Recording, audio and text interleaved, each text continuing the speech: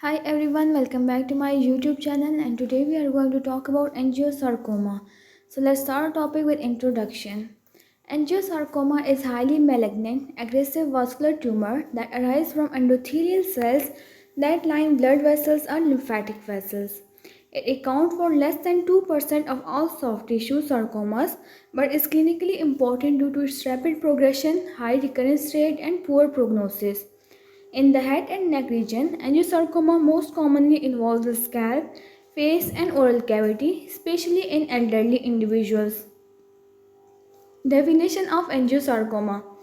Angiosarcoma is defined as malignant neoplasm of endothelial origin that is characterized by proliferation of abnormal vascular channels, atypical endothelial cells, and aggressive infiltrative growth.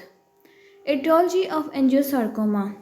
The exact cause is unknown, but several risk factors are recognized. They include chronic lymphedema, that is also called as Stewart-Travis syndrome. It develops in long-standing lymphedema. It often occurs after mastectomy or lymph node dissection. Second etiology is radiation exposure. It is one of the strongest non-risk factor. It occurs year after radiotherapy for breast or head and neck cancers. Third etiology is environmental carcinogens, as exposure to vinyl chloride, arsenic, and thorium dioxide can predispose to angiosarcoma.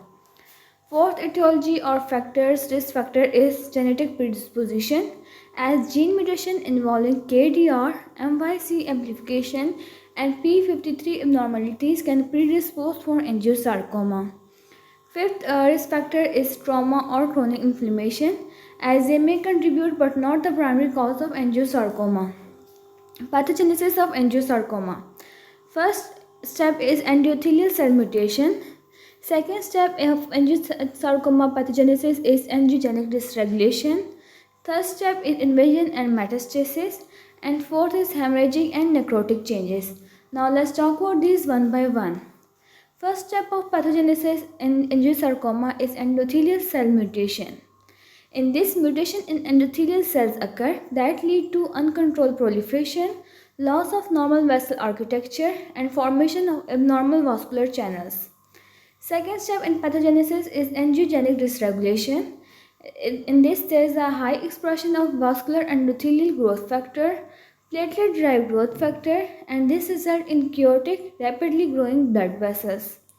Third step in angiosarcoma pathogenesis is invasion and metastasis. In this, tumor infiltrates local tissues, muscles, and surrounding structures. It spreads early through blood due to its vascular nature, and common metastatic sites include lungs, liver, lymph nodes, and bones. Fourth step in angiosarcoma pathogenesis is hemorrhagic and necrotic changes. It is purely poorly formed vessels. They are there that cause bleeding, bruising, and areas of necrosis. Clinical features of angiosarcoma. First is general presentation. It begins as a bruise-like area that is purplish or red patch. It gradually becomes nodular, raised, or ulcerated. It is often misdiagnosed initially as benign vascular lesion or infection. In head and neck angiosarcoma, the features include, as it is common in elderly men, it is present on scalp, forehead, face, and it presents as red violaceous plaques, and they represent rapid growth and bleeding on minor trauma. Clinical features in case of oral cavity angiosarcoma, though this type of angiosarcoma is rare, but it can occur in tongue, gingiva, buccal mucosa, and palate regions. And symptoms of this oral cavity angiosarcoma include swelling, bleeding, pain or discomfort, and ulceration. Then there are advanced features of angiosarcoma that occur when angiosarcoma is too advanced. These include large infiltrative mass, persistent bleeding, facial swelling, and difficulty swallowing or speaking if angiosarcoma is an oral cavity. Histopathological features of angiosarcoma. In this there is irregular anastomosing vascular channels. Atypical endothelial cells with hyperchromatic nuclei is present there. There is increased mitotic activity and areas of hemorrhage and necrosis. There are solid sheets of malignant cells in high-grade tumors. Immunohistochemistry is positive for CD31, CD34, ERG, and factor VIII related antigens. Management of angiosarcoma. First is surgical excision. It is include wide surgical removal it is the primary option of treatment for angiosarcoma. In this, margin must be large due to infiltrative nature of this sarcoma. For management, we can also do radiation therapy that is useful as adjuvant therapy, and it is often employed with large when lesions are large and difficult to remove.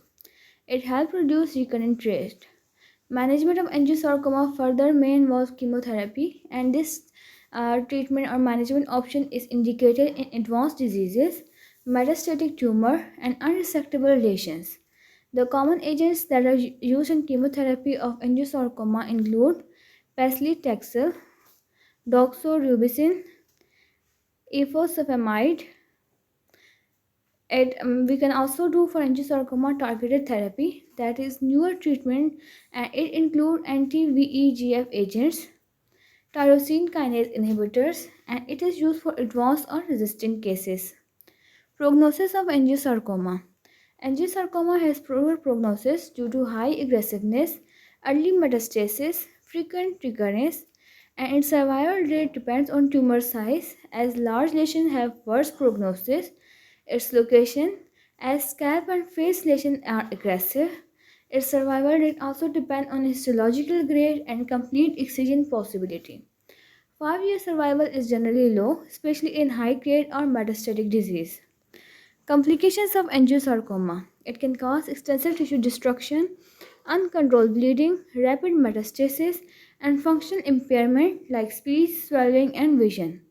It can cause severe cosmetic disfigurement, and recurrence after treatment is also there. That is really a big problem for angiosarcoma patients. Conclusion of this lecture video. Angiosarcoma is rare but extremely aggressive vascular malignancy, especially it is significant in head and neck region. Early recognition is essential as lesions often mimic benign conditions at first. Multimodal management combining surgery, radiotherapy, and chemotherapy offers the best outcomes, although prognosis remains guarded. Long-term follow-up is necessary due to risk of recurrence and metastasis. And this was all about angiosarcoma. Hopefully you liked the video. If you do, don't forget to like, share, subscribe, and comment. Thank you for watching.